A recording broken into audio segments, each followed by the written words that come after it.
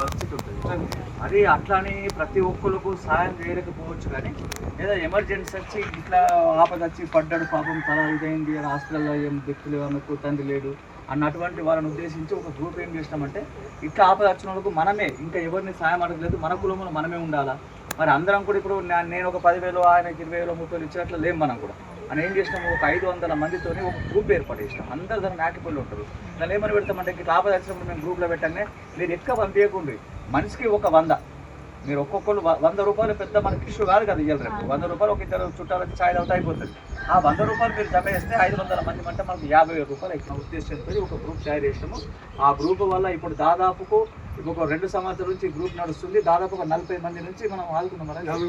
40 నుంచి 50 మందికి ఇటువంటి దానిలో ఆదుకున్నాము.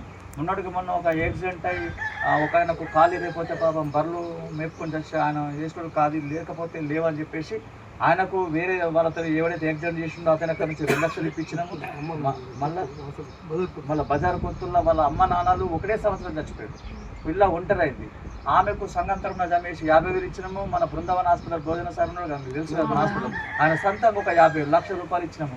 అవసరమైతే ఆమె నర్సింగ్ చదువుకున్నదంటే హాస్పిటల్లో కూడా మీకు ఉండదు జీతం ఇచ్చి చూసుకుంటామని చెప్పేసి చెప్పుకుంటూ వస్తున్నాం. అంటే మన వాళ్ళకు ఎక్కడ ఏ ఇబ్బంది కలిగినా మరీ ఎక్కువని కాకుండా మన వాళ్ళకు ఏదైనా ఆపదలో ఆదుకోవాలని ఒక మంచి ఉద్దేశంతోనే చేసినాము. ఇక్కడ మీరు కూడా యువతలు ఉన్నారు, అందరు ఉన్నారు. మనం కూడా చాలా సందర్భంలో ఇంటికి చుట్టమొత్తం ఒక కోడి కోసి ఒక పులిబాడలు చేస్తే ఒక 1000 రూపాయలు అయిపోతాయి, ఒక మాట చెప్తున్నాం. మరి దానిలో మీరు ఇప్పుడు ఈ గ్రూప్లో కూడా మీ హాస్పిటల్ వలన ఒక్కొక్కరు జమ అయితే మనకు ఎప్పుడేం లేవు, మీరు 100 కన్నా ఎక్కువ కొట్టద్దని చెప్తున్నాను నేను. ఏదైనా ఆపద వచ్చిందని గ్రూప్లో పెడితే ఒక 100 రూపాయలు కొట్టాలా. అట్లా అందరం చేసుకుంటూ పోతే మనకు 500 మంది అనేది ఒక 1000 మంది అయినా అనుకో ఎట్ ఏ టైం 1,00,000 రూపాయలు వస్తాయి కదా. మనకు ఎన్ని పోతాయి, 100 పోతాయి జేబులకి. మనం ఒక 1,00,000 రూపాయలకు ఒక ఆదుకున్నట్టు ఉంటుంది. మళ్ళీ ఇప్పుడు ఈ సందర్భంలో మీకు ఏం చెప్తున్నంటే ఎవరైనా ఇక్కడ మీకు ఉన్నటువంటి చదువుకునే పిల్లలు 1వ తరగతి నుంచి ఇంటర్మీడియట్ అయ్యేటట్టుంటే కూడా నిన్ననే మాకు మెసేజ్ వచ్చింది, హైదరాబాద్లో తల్లిదండ్రులు లేనటువంటి వాళ్ళకు, లేదా తల్లి ఉన్నా తండ్రి లేకున్నా, తండ్రి ఉండి తల్లి లేకున్నా కానీ అటువంటి వాళ్ళకు ఫ్రీ ఎడ్యుకేషన్ ఇస్తారు. ఇంటర్మీడియట్ దాకా హాస్టల్ ఉంటుంది, మంచి ఎడ్యుకేషన్ ఉంటుంది. మనం అక్కడ దోలేసి వస్తే మంచిగా అన్నం పెట్టి చదువుకుంటారు. మనకు ఒక్క రూపాయి తలగదు, ఫ్రీగా మొత్తం హైదరాబాద్.